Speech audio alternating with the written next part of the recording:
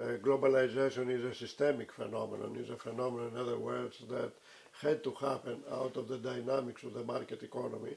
In other words, the opening and the deregulation of markets was a part and parcel of this process. That is, multinationals could not expand all over the world unless markets could be opened and deregulated. Then, once you open and deregulate markets, everything else follows. That is, then the purpose of economic policy becomes how to enhance the supply side of the economy to make it more competitive so that Britain could compete, or British products could compete with Chinese products or German products or whatever.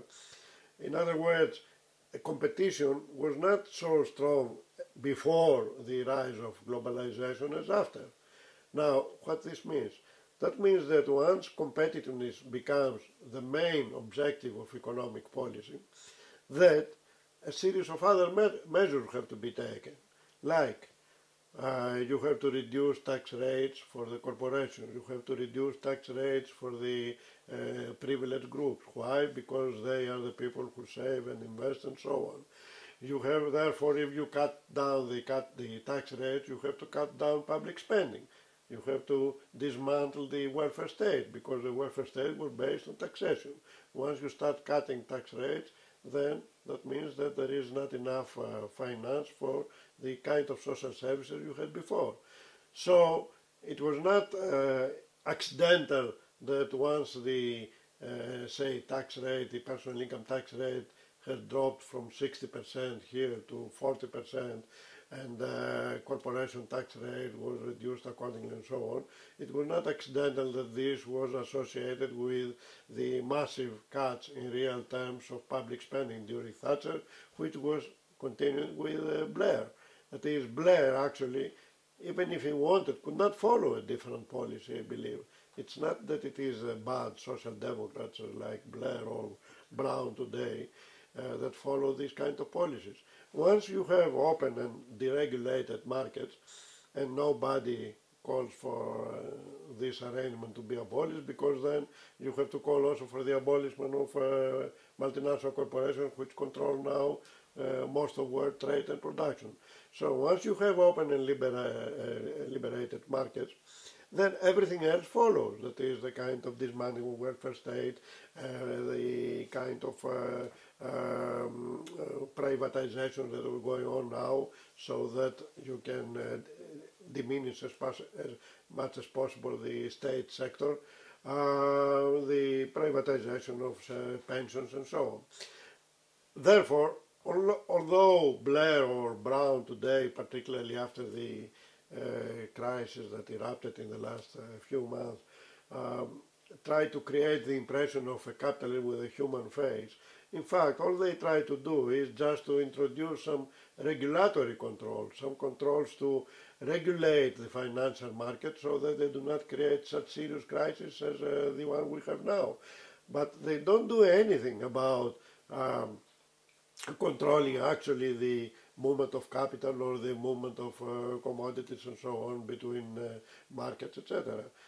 Which means what? It means that they have effectively to continue with the same sort of policies as before. So Blair had to follow the same policies, and it was not just Blair, even social democrats like Mitterrand. Also, initially he started saying that he would fight neoliberalism and so on, and indeed he tried to introduce some measures against neoliberalism, but then he had to reverse policy. And the same with the German social democrats, which was the main or the major social democratic party together with the British one.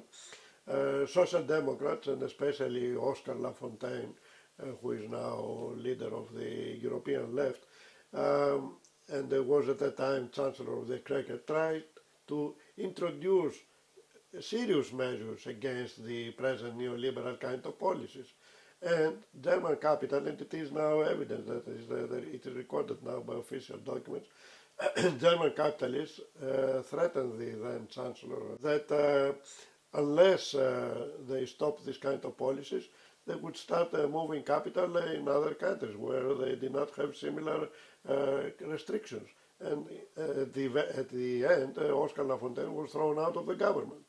So what happens is therefore that once you have this kind of open and liberalized markets all over the world, then in a sense we have a globalization of social controls, if you like. In other words, either you relax your social controls in the same way as the Chinese, the Indians, or the Polish and so on relax them, or all your capital is going to move from your country to this paradise. Why they would stay in Britain, where they are taxed heavily and they pay high employers' contributions and so on, when they can move to next door and have much lower cost of production. That's all what's going on now. If you ask whether at the political level there are still social democrats and there is what used to be called social democracy, I would say no at the moment. That is, traditionally social democracy as it began in the beginning of last century was a much more radical movement than it developed even under Callaghan and Wilson.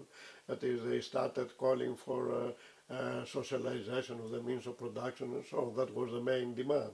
Of course, later on when they took over, both in Germany and in Britain and so on, they started watering down their demands, and even the nationalized industries, both in Britain and elsewhere, were working on the basis of competitive criteria. That is, the nationalized industries in Britain were formally belonging to the state, but in the kind of policies they were applying, they were trying to implement in a private kind of incentives and ways of working.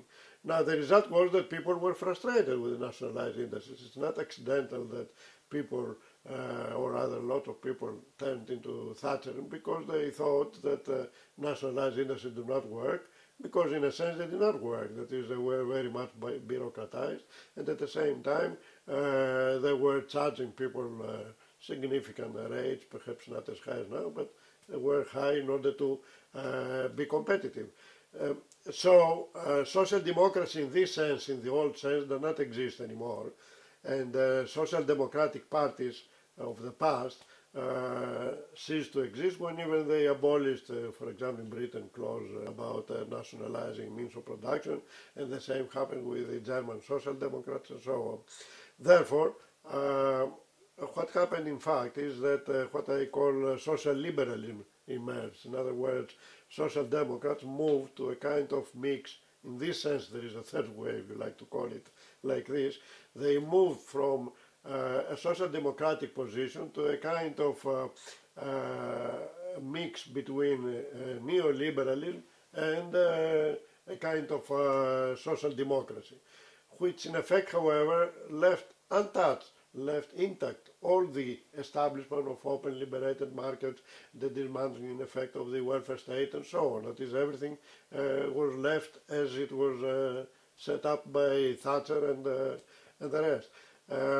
So I would say that today there is no effective social democratic movement, and it's not accidental that some Reformist Left parties in Europe try to cover this vacuum that was created by the eclipse of social democracy by moving to social democracy.